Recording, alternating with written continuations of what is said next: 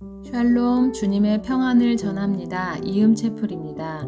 오늘 말씀은 출애굽기 17장 1절부터 7절 말씀입니다. 제가 메시지 성경으로 읽겠습니다. 이스라엘 온 무리가 하나님의 인도하심에 따라 신광야에서 서서히 앞으로 나아갔다.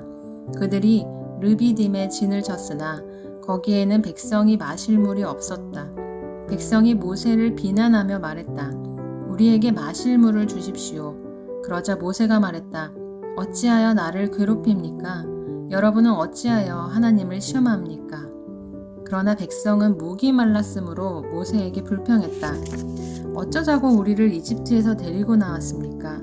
어쩌자고 우리와 우리 자녀와 짐승들을 이곳으로 끌고 와서 목말라 죽게 하는 겁니까? 모세가 기도로 하나님께 부르짖었다. 이 사람들을 제가 어떻게 해야 하겠습니까? 이제 조금 있으면 저를 죽이려 들 것입니다. 하나님께서 모세에게 말씀하셨다. 너는 이스라엘의 장로들 가운데 몇 사람을 데리고 백성보다 앞서 가거라. 나일강을 칠 때 썼던 지팡이를 가지고 가거라. 내가 저기 호렙산 바위 위에서 내 앞에 있겠다. 너는 그 바위를 쳐라. 그러면 거기서 물이 솟구쳐 나와 백성이 마실 수 있게 될 것이다. 모세는 이스라엘의 장로들이 지켜보는 앞에서 하나님의 말씀대로 행했다. 모세가 그곳의 이름을 마사, 시험한 곳이라고도 하고 무리바, 다툼이라고도 했다. 이는 이스라엘 자손이 다투었기 때문이며 하나님께서 이곳에 우리와 함께 계신가 계시지 않는가 하고 하나님을 시험했기 때문이다. 자, 이스라엘 백성은요, 하나님의 인도하심으로 르비딤이라는 곳에 도착하지만 그곳에 먹을 물이 없었습니다. 그러자 이제 그들은 모세를 원망하는 것을 넘어 이제 모세와 다투기까지 합니다. 물을 어떻게든 마련해서 해결해 내라고 항의하죠.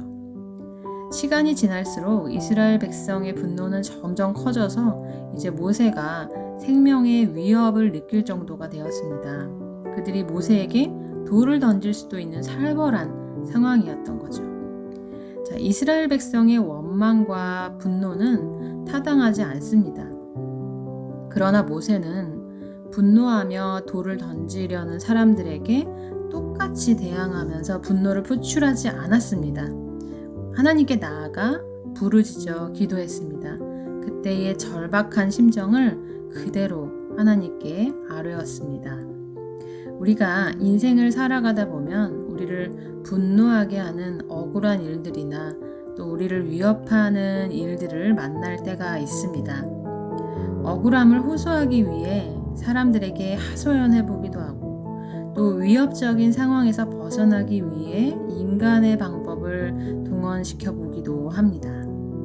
하지만 모세는요, 이스라엘 백성을 여전히 사랑하시는 하나님의 마음을 알았습니다. 그래서 그들을 위해 기적을 베푸시는 하나님의 마음을 헤아려서 신속히 이스라엘 백성을 위한 섬김의 자리에 서고자 했습니다. 자, 하나님의 그 사랑을 먼저 경험한 사람은요, 억울하고 분한 상황에서도 하나님의 사랑을 기억합니다. 하나님은 원수가 줄이거든 먹이고 목마르거든 마시게 하라고 말씀하셨습니다. 자, 모세는 억울하고 위협적인 상황에서도 백성을 위해 기도하며 섬기기를 주저하지 않았습니다.